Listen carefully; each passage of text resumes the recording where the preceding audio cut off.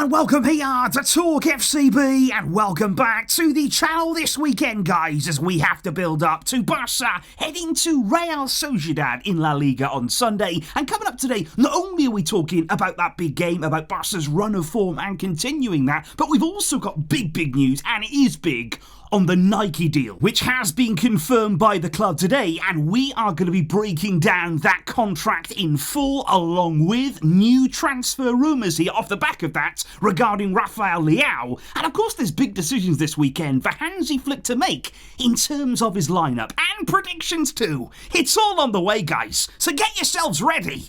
And let's do this. But I would like to start, first of all, with a very special shout out here this weekend to Connor, who is really going through a difficult time at the moment there. And I want to wish him all the very best, and his family too. We are all thinking of you right here. And hopefully on Sunday, we can get a win for you, my friend. Because indeed, this is the final game before the international break here. And I think that's always important for Barca, because we've been so good. We've been on such an incredible run, over the past weeks. Scoring goals for fun. What we want to do is keep all of that going here into the break and basically keep that momentum going. We've been really good at this the past few months, winning big before international breaks. Let's do it again here on Sunday. But of course, a trip to the Anoeta, it is never ever easy, and it can be a very tough place to go. We've had full experience of that in the past, and of course Real Sociedad are a team here who are capable of playing some really good football. They've got some fantastic players in their team, but this season they have been a bit hit or miss. It's safe to say that with Real. They're currently 11th in the table, and they have had some very mixed results, not only in La Liga, but also in Europe as well this season. So it's difficult to know which kind of Sociedad team will turn up, but whichever side of them does, we have to be ready, and we have to expect them to find their level here and raise it against us. That can often happen here, playing a lot of teams in this situation. So Barca have to be ready, we've got to be focused, and we will need a strong team in this one. Because indeed, guys, coming into the weekend in La Liga, at the start of the weekend, we were 9 points ahead of Real Madrid there. That's quite an incredible gap. Of course, we have played one game more than they have. They've also played here in the early kickoff on Saturday. They're going to be set here to move back within 6 points of us ahead of this game. But I do have to say, looking at that Real Madrid game earlier on today, they did win, and I think that was a big relief for Real Madrid given the past few games that they have had. But even that win, it did come at a real cost to Carlo Ancelotti's side there. Rodrigo and Militao both going off injured in the first half. Both of those injuries looked very painful indeed, so they'll be awaiting news on those, and it could be more absentees for Real Madrid as this season moves on. But I think what's really important here today, guys, is not only about what we're going to do against Real Sociedad. We're going to be talking lots more about the game, but we have to talk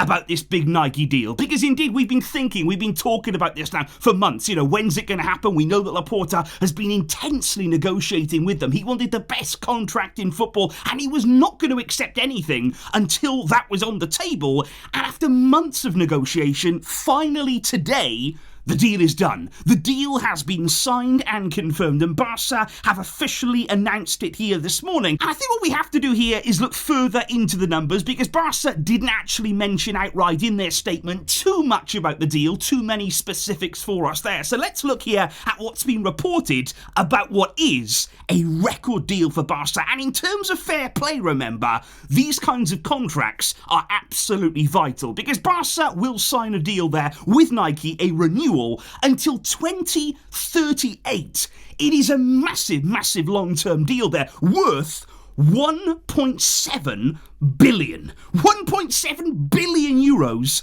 That is what this total deal is worth there. And if you broke that down equally per year, it is roughly there around about 130 million euros or so per year, which would be the biggest contract in football year on year. But from what we're hearing in the media, it will not be distributed exactly like that, evenly distributed across all of those years here. It will be a little bit less at the start, and it will increase there as that deal goes on, because first of all, Barca are going to receive a signing bonus, and we hope that's happening immediately here, because you want immediate money coming into the club of 158 million euros there. Massive signing bonus from Nike. And then what we will have up until 2028, when, remember, the original deal was set to run until. We were under that existing contract with Nike until 2028 anyway. So already here we're getting an increase apparently of 48 million per year year on that existing deal right up until 2028. And from that point on then, from 2028 to 2038, we will get an increase per year in our kit deal of 58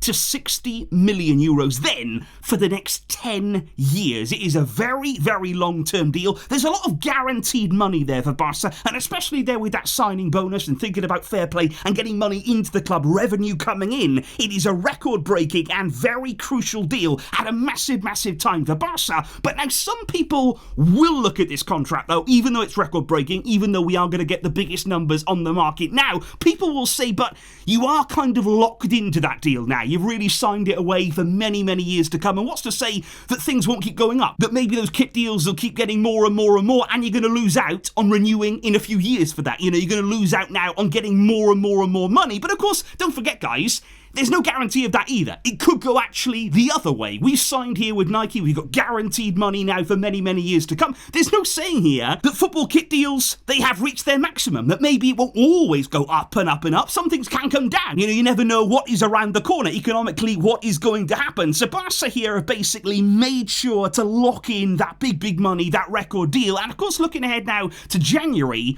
big questions are still there surrounding the 1-for-1 rule. That is still in question right now. Whether we can actually achieve 1-for-1 in January with this Nike deal, it's not certain that we will actually do it. Let's be honest here and say that. Right now we're hearing in the media that this deal might not do it right now because the money isn't all going to arrive. You know, we don't get 1.7 billion in January. It's going to be a long-term process here. So the big question now is going to be, when are we going to start to get that signing bonus? When is all of that going to go into the club's revenues? But I would just say, guys, that from next summer and beyond, in my opinion, along with the return to the camp now there, we should be, as a club, in a really, really strong position. This is a big deal. It's a big positive now that we've got it finalised. We will have money coming in. It's a matter now of when and not if we return to the 1-for-1, but there may still be a little bit of work to be done to do it in time for January. Which brings us on then to transfer rumours. And I also think, guys, this is particularly important. Off the back of a deal like that, a record-breaking deal, Barca are going to receive big, big money, of course.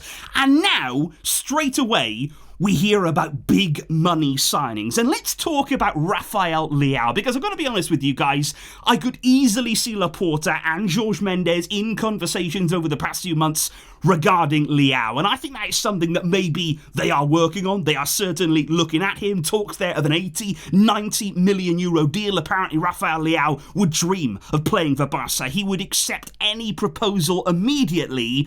But is this a deal that can happen? Is this a deal that should happen? You know, what do you think of Leao as a player? This season for me, he's having a bit of a mixed season at Milan, and not just on the field as well. There seems to be some things going on away from the field. At times he seems a bit out of favour with the current coach there. Milan are in a bit of a difficult state themselves this season, so Leao struggling to get momentum, struggling to get there a run of games to show the quality that we know he has, but there is still inconsistencies there. But I think what I would just say, guys, on a wider issue here, looking at the market, looking at big rumours, of course, coming out, looking at big money coming in, for me, no matter what money we have, no matter what contracts are on the table for Barca, even if we have money in these windows to come, we have to continue to act like we don't have money, in my opinion. Now, that's the best way to be. Even if you've got the money, even if it's burning a hole in your pocket, it doesn't mean you've got to go out and spend it all immediately. I think what we have to do here at Barca is keep on the path that we've been on here. We've made several crucial, important signings. You can spend money. You can go out and buy very specific, very important targets that you want to bring in. But the most important thing right here at this club is that we continue to trust in those from within. That's the first port of call. You know, if it's not there, if it's not within La Masia, if you've not got somebody coming through that can really play the position you need, then of course go out and buy specialists. But we have to still be careful, and even if we're getting money now, let's not go crazy. But if we do indeed, guys, move back to the job in hand here. Coming up this Sunday, Barca against Real Sociedad. Now this morning, in terms of the team news, Pau Kubasi there, he wore a protective mask in training this morning. It's not one of those full face masks, but it is something there just to provide that extra protection. After it was a big cut there, he had several stitches needed on his face. There is no, of course, broken bones though, no fractured bones either. Barcelona, so he really wants to play. He wants to be involved on Sunday. Let's wait and see if he will be. Barca may not want to risk him. He hasn't been risked there for the Spanish national team in the international break, so Barca will get Kubasi nice and rested. Will we include him from the start, or should he sit this one out? And then there is the topic of Dani Olmo, because actually today he missed training completely, and I think lots of us were very concerned, very worried when we first heard that, but the good thing is it's not actually an injury there. He's not picked up any sort of relapse or anything like that. It is simply there a bit of illness for Dani Olmo. He had a few stomach problems. He was not in training for that reason, and it remains to be seen whether he'll be okay and ready to go tomorrow. A late decision may be made on that, but Olmo, not ideal preparation here, and it is another game here that he is doubtful for. But if we do indeed look at the lineup, guys, and this lineup right here, of course, is the team that started the game against Red Star Belgrade on Wednesday, and since that game, there's been a decent amount of time here for Barca to recover and rest and get ready for this game, and the question would be, what changes are we going to see? Now, there will be a guaranteed one, of course, at left back. It will be great to have Alejandro Balde back again. The question will be, will Pau Kubasi play at centre back? Now, in my opinion, he might not. I'm not really sure that Barca will risk him in this game. I'm sure they'd love him to be there. Of course, we all want to go to the Anoeta with our strongest back line, but there might be yet more disruption there. We could expect one change again to the back line, potentially Sergi Dominguez coming in at centre-back, so let's wait and see if that happens. But the big question for me is all about midfield, because will we see again Casado alongside Frenkie de Jong? And maybe without Olmo, will it be Pedri there? Will that be the trio in midfield, going to the Anoeta with a lot of control, with a lot of structure in your midfield? And it's a big game for Frenkie, in my opinion, because if he starts this game, off the back as well of starting on Wednesday, well then suddenly then to me, he's back in this team. He's established himself again in that midfield. Has he done enough to earn another start? That's going to be the big question for Hansi Flick there. But it is possible that we see Casado, that we see Frenkie, and we see Pedri all together. But I would just throw out the option here, even if Olmo cannot play, what about Fermin Lopez? He came off the bench on Wednesday, played really, really well, had a big impact on the game, scored, of course, could have easily scored more as well. Will he be included? Will he be involved in some capacity against La Real? And I'm sure we're going to see Lamine Yamal, who was also just kept there a little bit protected in training today, did not do a lot at all, worked a lot of the time there in the gym, so Barca also being careful for him. He should be okay, though, to start in this game.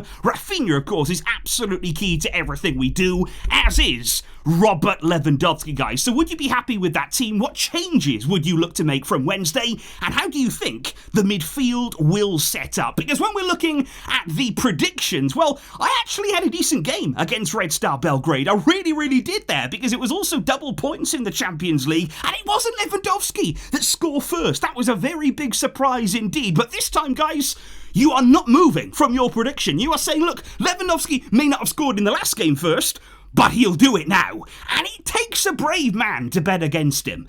Am I a brave man? That's the question. I'm going to say yes. I'm going to say I'm going to try and be one. Let's say that he won't score first. Let's say that again, another Barca player will pick up the mantle. Maybe it'll be Rafinha. Maybe it'll be Lamine Yamal there scoring first for Barca. You guys have gone Lewandowski. I'm going to go any other player. And in terms of the winning margin, you guys are thinking 3 or 4 goals. That's what it was in midweek. That's what it's going to be again now. But again, I'm just going to drop one below that here. I'm actually going to say Barca to win by 1 or 2 goals, which these days, it's crazy, guys, isn't it?